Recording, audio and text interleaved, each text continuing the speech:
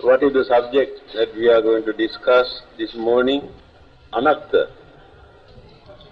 Dukkha. Oh, now no more dukkha, isn't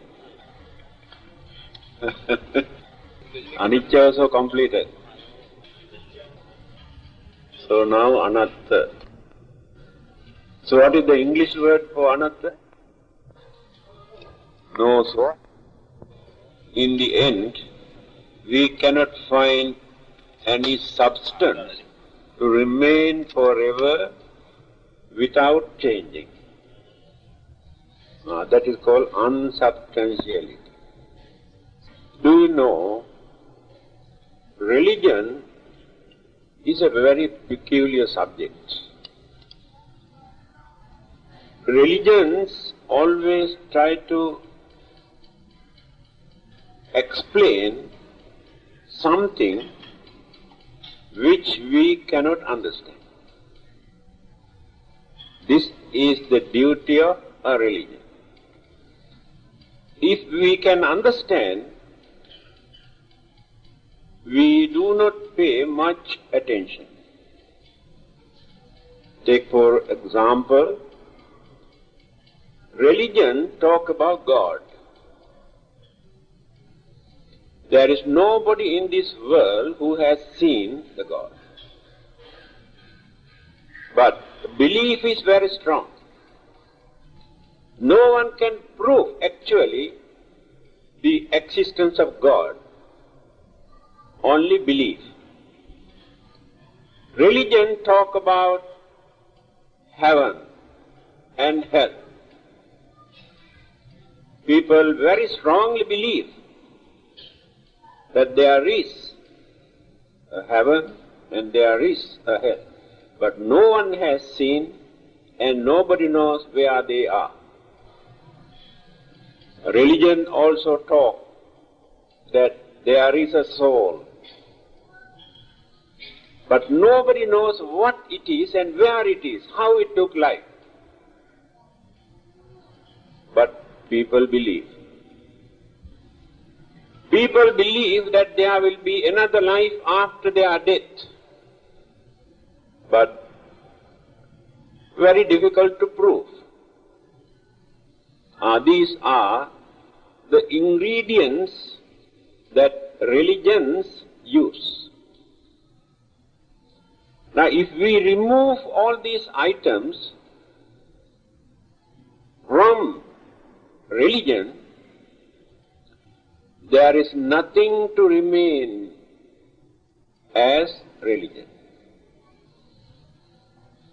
That means no religion without God, no religion without soul, no religion without heaven and hell, no religion without rebirth. Now let us come back to Buddhism. You can see the difference between Buddhism and religion. Buddhism can exist without God. Buddhism can exist without soul. Buddhism can exist without heaven and hell. Buddhism can exist without even rebirth. This is the uniqueness of Buddhism. In fact, Buddhism does not depend on God or soul or heaven or hell or rebirth. Others cannot talk anything about their religion without God, soul, heaven, hell and rebirth. We have examples. A very rich man who wanted to go to heaven after his death came to see the Buddha and asked him to teach him how to go to heaven after his death. The Buddha said, "Why do you want to wait until you die to go to heaven? Can't you understand that you can experience heavenly bliss while you are here in this world?" This is the Buddhist attitude towards heaven. In another discourse, the Buddha says, only foolish people think, he used this word, only foolish people think that hell is located somewhere under this earth or under the great ocean. He says, heaven is not a place, ready-made place under this earth or anywhere. Where there is suffering, those living beings, either as in humans or animals or in any other forms, they are in hell. This is the Buddhist concept of hell. Rebirth. A group of young people came to see the Buddha, and they mentioned that they don't believe that there will be another life after their death. The Buddha says, you should not worry about it. Just forget. Don't worry about your future or next birth. You must fulfill all your duties and responsibilities while you are living here in this world, whether there is rebirth or not. This is the Buddhist attitude about rebirth. Then come to this item, Anatta. Sabbe sankhara dukkha. All those component things, conditioned things in this universe, they are component things. Why? Combinations of certain elements and energies. So all these living beings, living things, matters and elements are component things. Combinations of many things. It is natural that these combinations won't remain forever without changing and create some sort of unsatisfactoriness in the end. This is natural. It is not an act of God or devil or anybody. All these are natural occurrences. That is why he says, Sabbe sankhara dukkha.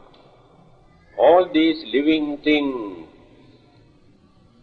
face, experience unsatisfactoriness. What is it? Human beings, animals, devas, Brahmas, even plant life experience dukkha, unsatisfactoriness, clashes, friction. That is called dukkha. Then the feeling that they experience because of this friction is called dukkha, suffering, physically and mentally. Anicca. Sabbe sankhara anicca. All those component things are impermanent, changeable. Never remains without changing, decaying and decaying. This is called anicca. That is also due to combinations of those elements and energies, ingredients. Natural occurrence. God or devil had nothing to do with this. They are also subject to the same universal nature. Now, Sabbe Dhamma Anatta. Here, the Buddha did not use the word Sankhara. He used the word Dhamma. All the existing Dhammas are Anatta. That means there is no substantiality, entity that which never change or decay or disappear. But he used the word Dhamma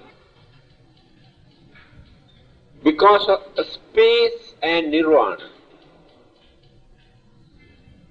If we use the word sankhara, we cannot include a space and nirvana, because they are not sankhara, they are not conditioned thing, they are not component thing. There you cannot find any ingredients, elements or energies, free from all these things. Therefore they are known as unconditioned things. All the other things are conditioned. Nirvana and space are unconditioned. But when we use the word Dhamma, a space and nirvana also included there. They are not component things. So even in space or nirvana also, we cannot find this so-called soul. That is the idea. Remember, why the Buddha used the word Dhamma here in one place, Sankhara in other two places. Then what is this? This idea was originated few thousand years ago, before Buddhism appeared in India. Creator, Maha Brahma, he is responsible for this Atma or soul. First he created this soul. After his creation, this soul went on evolving, changing, developing from various sources, through various sources, into plant life, from plant life into animal's life, from animal's life into human's life. The soul created by Maha Brahma, the Creator God. Then allow human beings to make use of their life by using this soul as nucleus in their life. When they use this soul through their five senses and mind, either they purified this or they pollute it. Those who abuse and misuse by using this had to remain for a long period in this samsara, wheel of existence.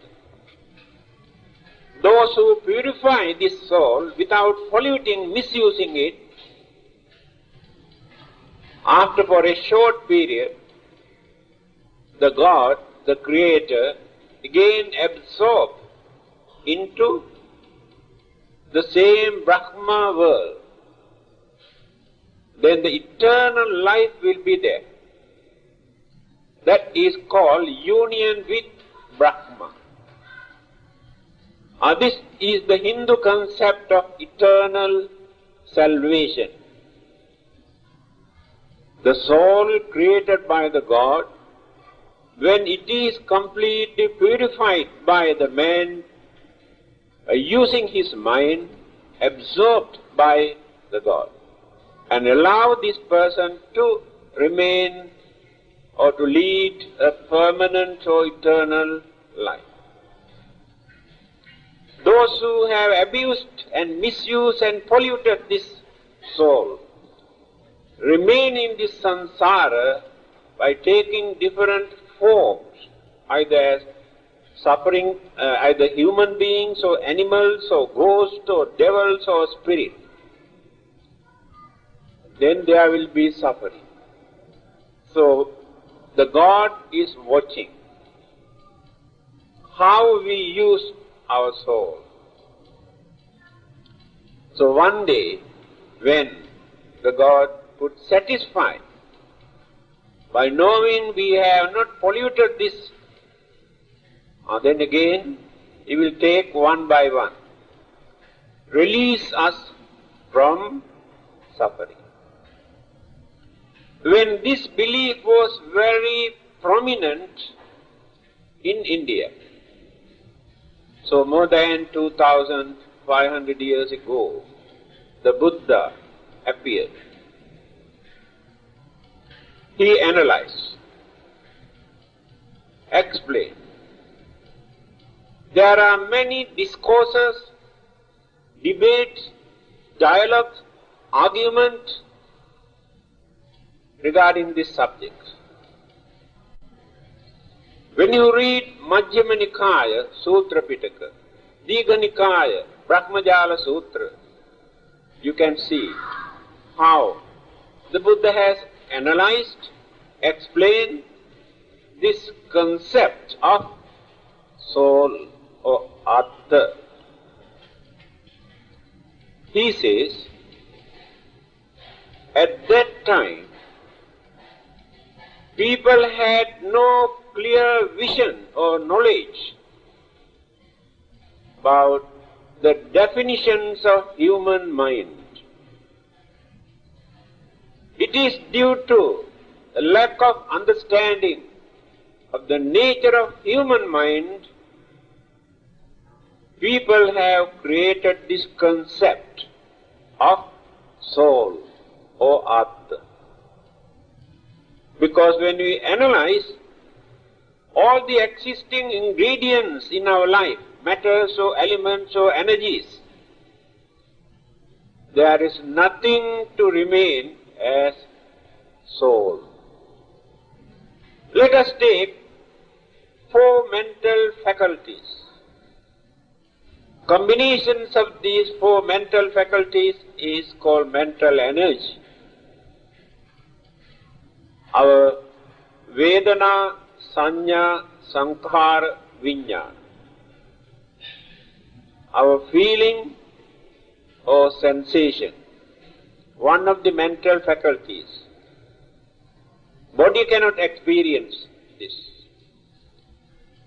Our recognition, identification of all the existing objects is done by another mental faculty. Then, all our habits, good and bad habits, our natural inclinations or attachments or likes and dislikes, hobbies, nature, character, temperament, moods, attitude. There are so many things which are related to our previous existence, previous birth. This is called Sankhara. This is called storehouse of consciousness. What we have accumulated, life after life, and how we spent them. Within this life, we are spending many things which we have deposited during our previous birth. At the same time, we are also going on depositing, accumulating so many new habits, nature, concept, belief, knowledge, good and bad. Later, we will use the same ingredients either within this lifetime or hereafter. This is the simple analysis or interpretation of Sankhara. There is no argument. It is true. It is natural. So all these things were done by one particular mental faculty in our mind. So people had no clear knowledge and understanding about this at that time. That is why they had to invite God and concept of soul into religion. If they realize this thing, they never invite God into religion. They never believe that there is an eternal soul in the man's mind. The more we maintain ignorance in our mind, the more we need external sources. But when we realized and analyzed and understood, we can do very well without all these things. Then the last one, our consciousness. Consciousness means the object that we grasp by using our five senses, external object. We create concept, ideas and belief. Again we create imaginations in our mind, whether true or not, right or wrong. Our own imaginations, then our sensation, identification, mental habit. First three mental faculties. Combinations of all these things turn into one mental faculty, that is called consciousness. Now this is called human mind. Very rich, very advanced, very fortunate. Only human beings can use all these mental faculties. Animals, a spirit, ghosts, devils, even devas or Brahmas also cannot use all these four mental faculties. That is why they cannot become a Buddha. Only a human being who can use all these mental faculties. So this belief of soul created by the God is only a mere belief. No evidence to prove. But there are no argument whatsoever when you compare with the modern psychology or Western psychology. There is no contradiction about the four mental faculties. Even at the beginning, modern psychologists also could not understand the storehouse of consciousness, what it is. Later, Carl Jung and William James, these two psychologists acknowledged and explained, yes, there is something in our human mind which is called collective consciousness. That means whatever we have collected, accumulated during our lifetime never disappear. So they have come nearer to the Buddha's teaching. This will become our mental habits. So the belief that people maintain after our death, our departed soul remains for a certain period in searching a suitable place for rebirth is also another belief maintained by primitive people. A soul cannot remain anywhere without landing after the departure. It is like that. When you shoot a bullet, that bullet cannot remain somewhere else in the space. It must be dropped somewhere. When you throw a stone, that stone cannot remain somewhere, must drop. When you shoot an arrow, this arrow also must be dropped somewhere, in the same way. Although we don't use the word soul, because it is only a belief, we use the word consciousness. It is mental energy with so many ingredients, not mere mental energy.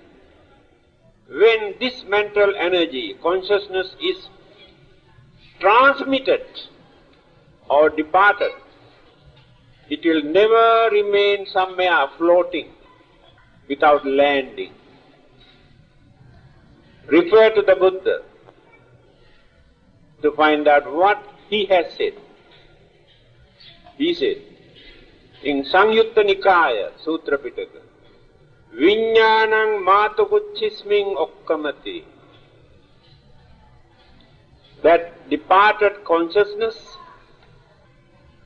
will enter into a mother's womb. Mother's womb, there are three modes of birth.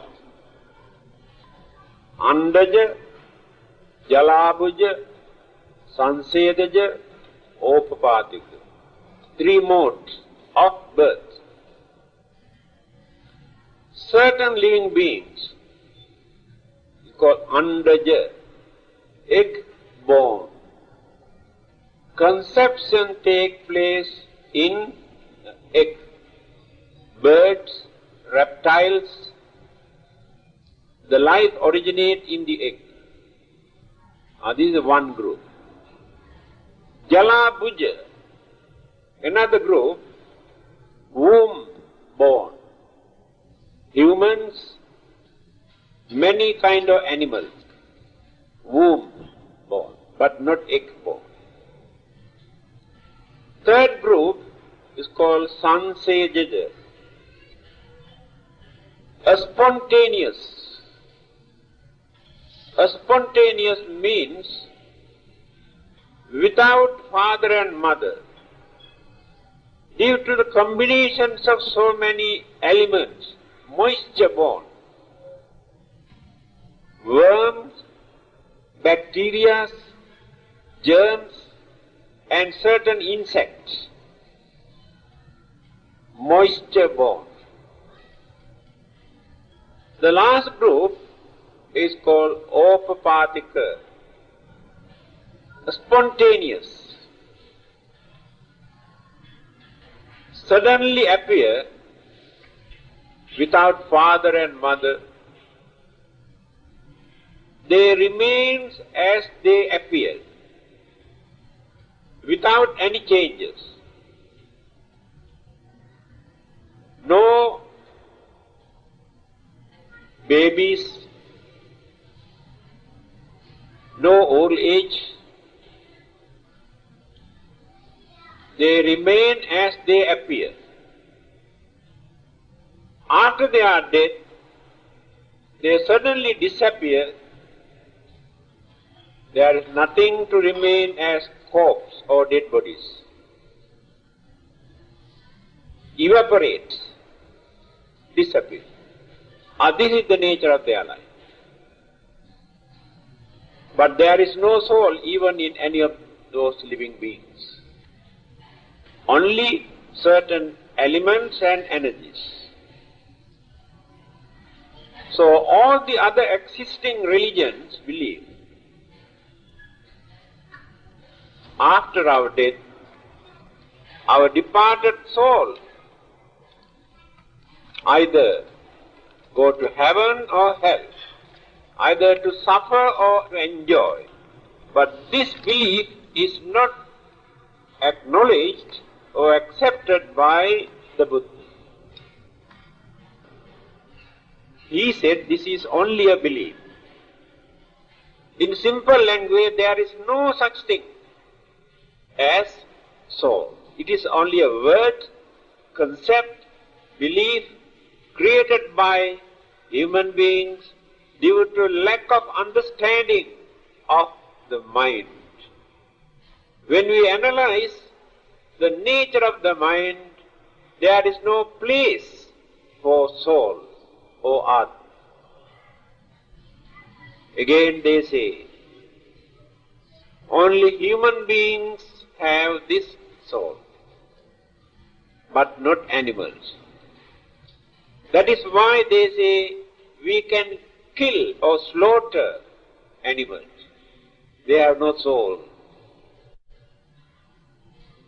At the same time, they also say, we experience our pain and pleasure through our soul, by using our soul.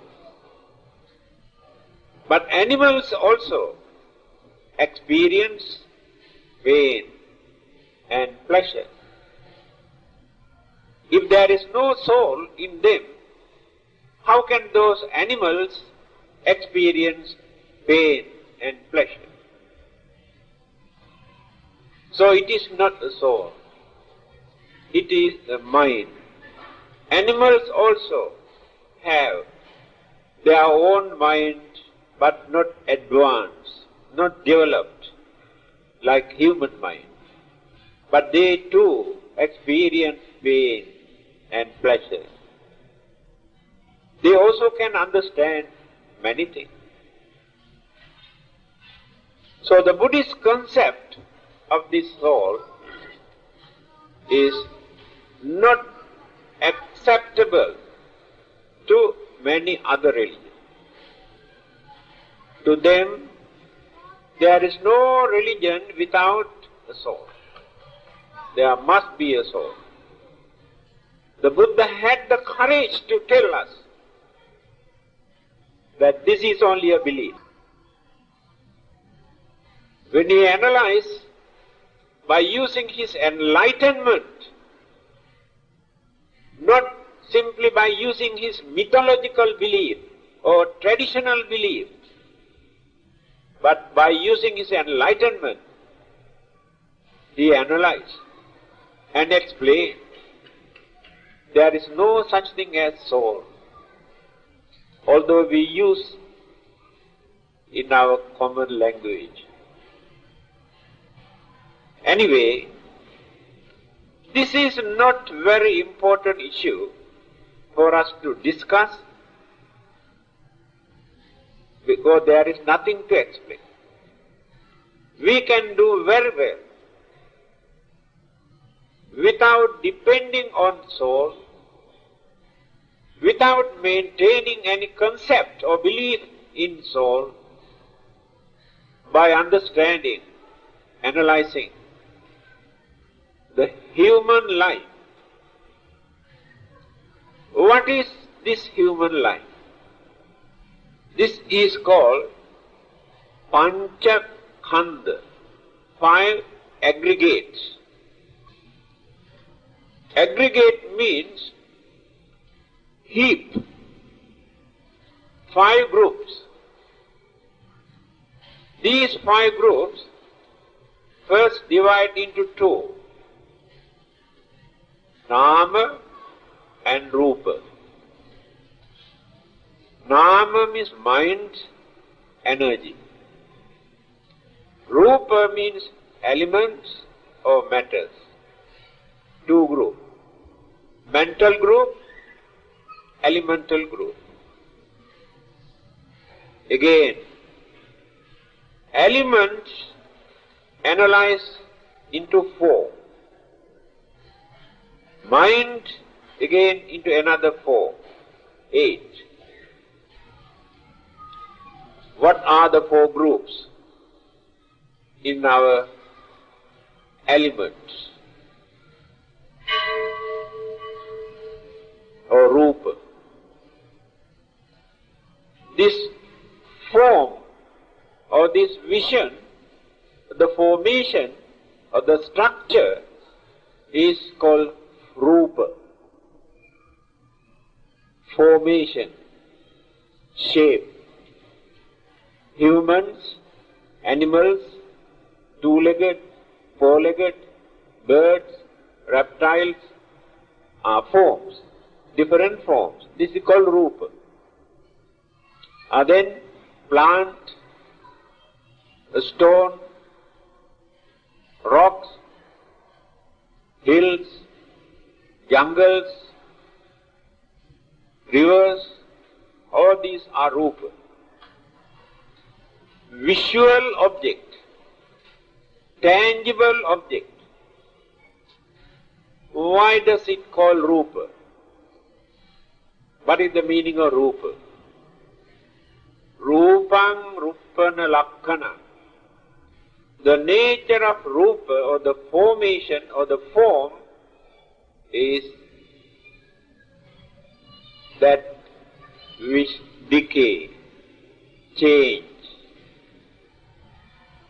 Sun or heat, wind, storm, water, climate, all these things contribute something to change the existence of forms. That is how changes take place. Then,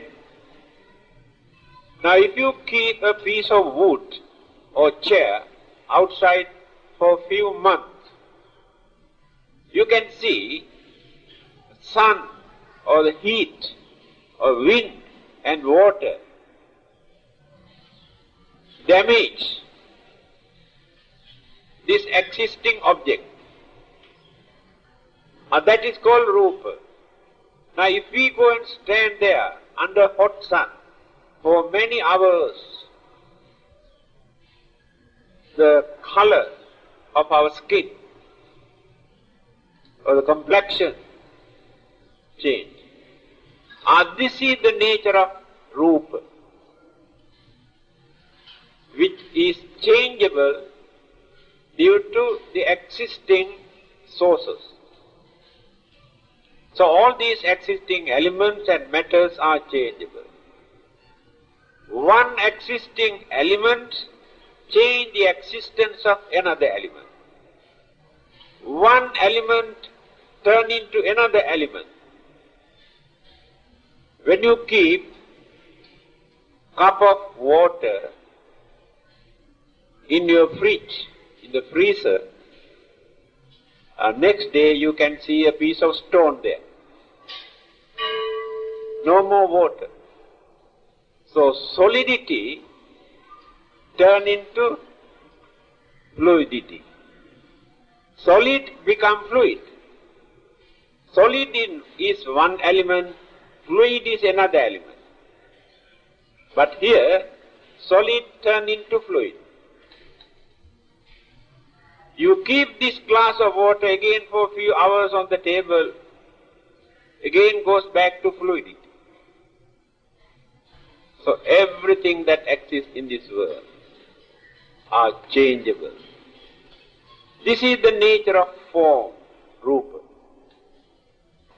So the combinations of these four, solidity, fluidity, heat energy, and the wind or the motion, these four are responsible for the formation or the existence or the appearance of any kind of rupa or the form.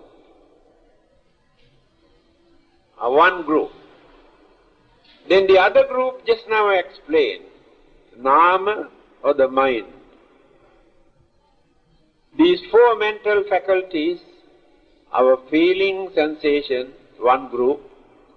Then our identity or recognition, another group. Our mental habits, good and bad, another group. And accumulations of object through the senses and other mental faculties, another mental faculty. So when these two groups join together, combine, This is called component, conditioned thing. The life exists because of the combinations of these two groups. In these two groups there are 8 units. Then the life exists. But in this life, you can see when we analyze only these 8 groups, elemental group and mental group. After our death, what will happen? Disintegration or dissolution of these 8 units is called death, dissolved. Because these elements and these energies cannot remain forever as a bundle without changing. That is called death. It is natural. Then the trouble is, many people cannot understand what will happen to this life after disintegration or dissolution of this bundle. Then some people say go to heaven, some others say go to hell, and some people say there is nothing. Some others say can become either animals or humans or devas or brahmas or any other form. These are the different beliefs. Some others say God is responsible, He handled this. Some others say God has nothing to do with this, we are responsible for this. Then, as Buddhists, what are we going to accept? Are you going to depend on God and asking Him to handle or send us to heaven, not to send us to hell, like small children? That is the language of small children. Adult, understanding people, educated people, who knows how to make use of human mind, can understand many things without depending on mere belief.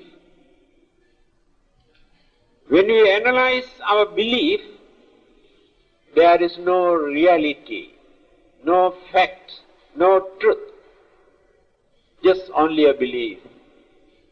So the Buddha did not introduce this kind of belief as religion. Remember, all the others used the word faith, F-A-I-T-H, faith, for religion. What is your faith? My faith is Buddhism. What is your faith? Oh, my faith is Christianity. To them, religion means faith. But we cannot use this word faith for our religion. Because Buddhism does not depend on faith or belief. We want to study, we want to analyze, we want to understand. When we realize what it is, it cannot become faith. Go on beyond that. Until we realize what it is, up to that stage, that can remain as belief or faith. That is what we are trying to do. So, Buddhist concept of soul is this in simple language. My advice is, people say, it is very difficult to understand this soullessness. Actually, there is no difficulty. Very easy. Very, very easy. What is it? Just ignore. Finish. Don't bother about that. Don't talk anything about this. Because it is only imagination. It is only a belief. It is a faith. in reality there is nothing. Because in Buddhism, it's very clearly explained how the human life, human mind function, work, while we are living here, after our death. Then why do we worry about soul? It is not necessary for us to argue. I did not say anything. Just kept quiet. When he left, the other disciples came and asked, why? The Buddha did not say anything. Then he said, if I say yes, there is, I am telling a lie, because there is no such thing. If I say no, that man creates confusion, misunderstanding in his mind. He never realized anything. He is not ready to accept. So if I said no, that I create lot of disturbances in his mind, that's all. But he never gained any idea or any knowledge. So best thing is not to say yes or no. If that person is not ready to accept, it is up to him. Others cannot force him to accept anything. This is the attitude of the Buddha. But when he come to know that some people can understand this, then he take the trouble to explain. Another person came to argue, to challenge about this subject. Then the Buddha asked, do you believe that there is a soul? He said yes. All right. Then can you tell me where it is? He asked this question. Then he says, we have 5 senses. Can you tell me, this soul remains in one of these 5 senses? He said, no. All right. We have 4 mental faculties, just now I explained. Can you tell me that soul remains in one of these 4 mental faculties? He said, no. We have 4 elements in our body.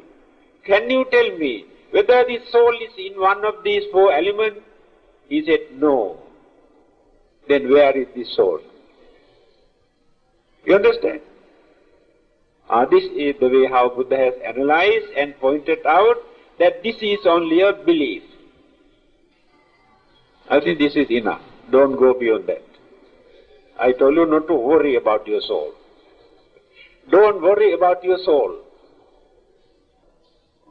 That is a very big subject. How rebirth can take place if there is no soul? It's a very good question, but take time to answer this question. In brief, it is mentioned,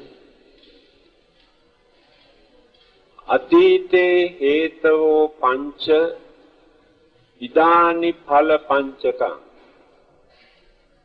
Idani hetavo pancha agating phala panchakam. 5 energies that we maintain in our mind at this moment proceed as mental process. And these mental process condition or create another 5. Later, those 5 again create another 5 condition, one after the other. The continuity or the life process we maintain in this way, just like waves.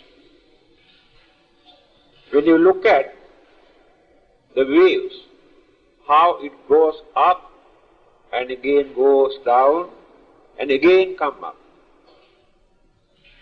We believe the same water, the same energy of force that which goes up, again goes down and again come up.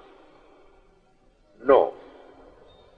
The energy, the force that which created by these first waves, then force the other groups to come up. Then this one goes up, again goes down, the force another group.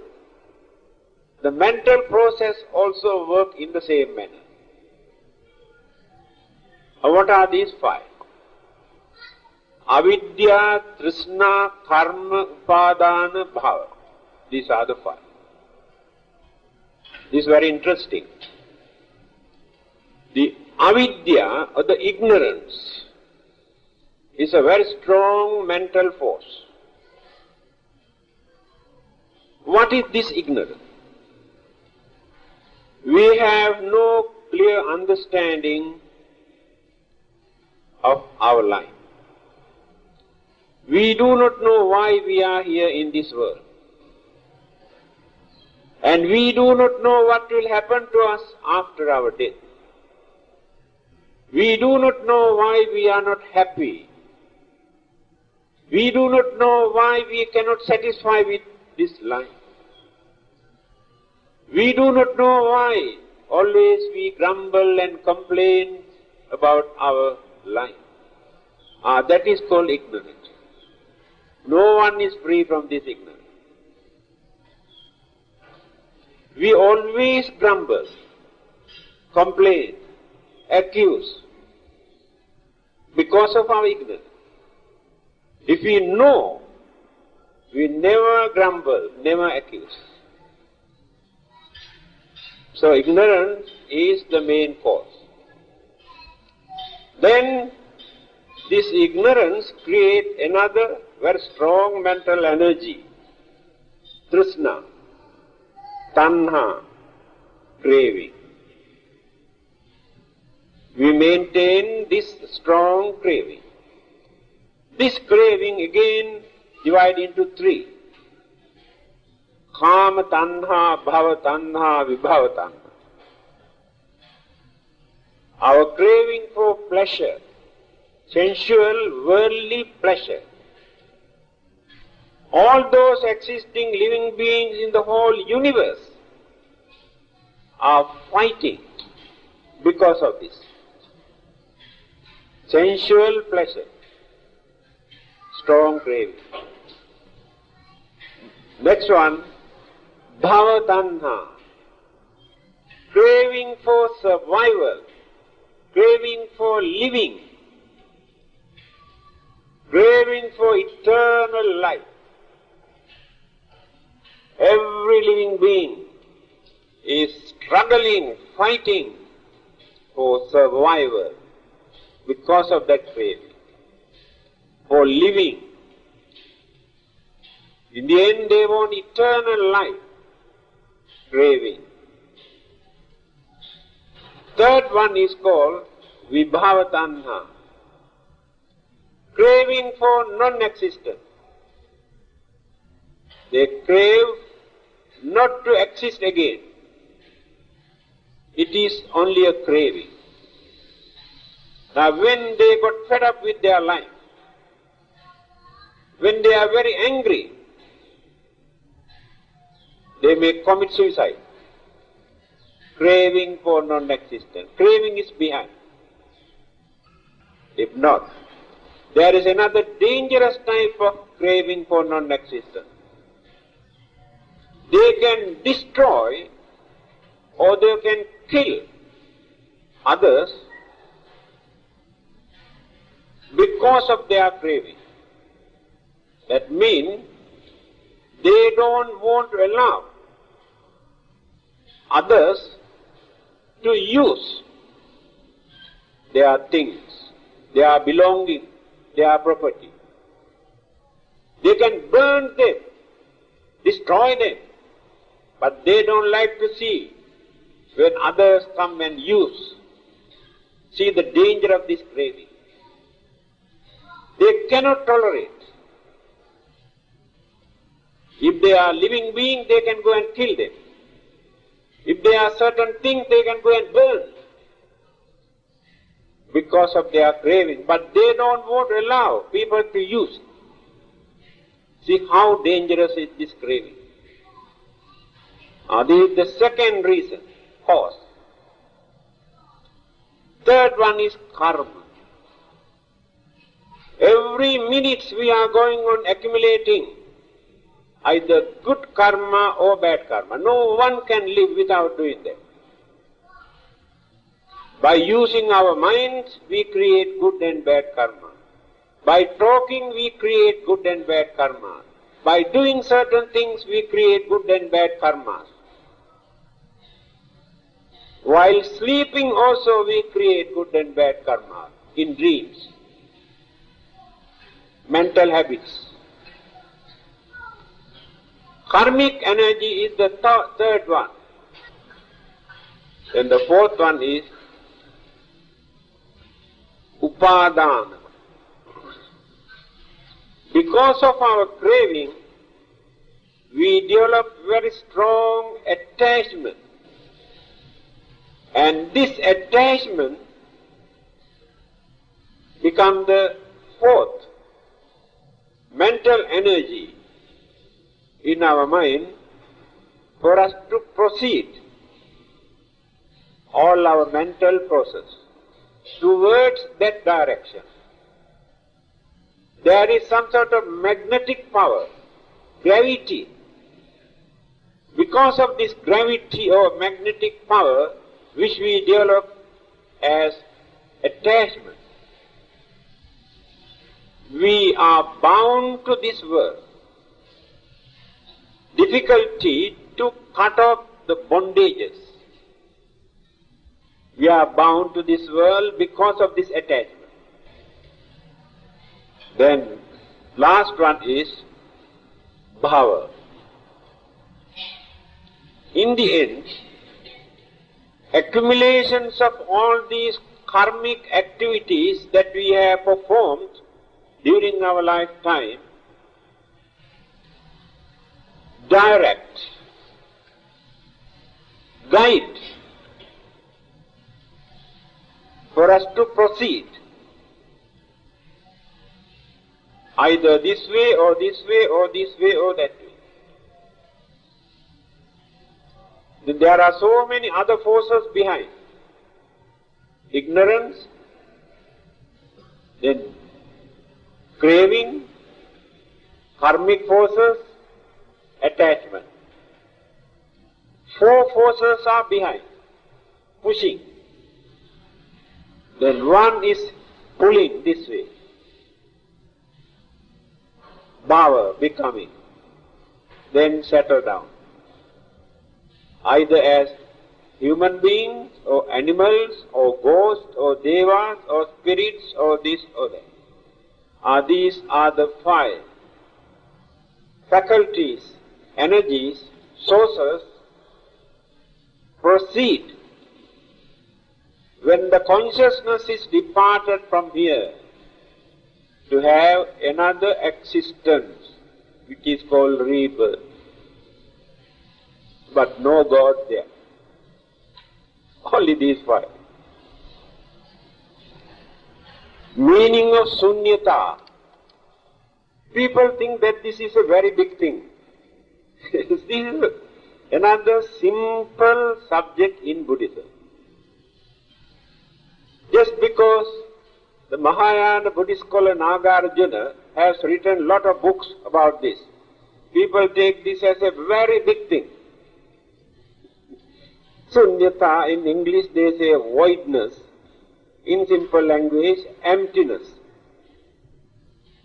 Just now I explained, when we analyze all the existing component things combined together as a bundle with elements and energies, When we separate all the energies and all the elements, go on analyzing,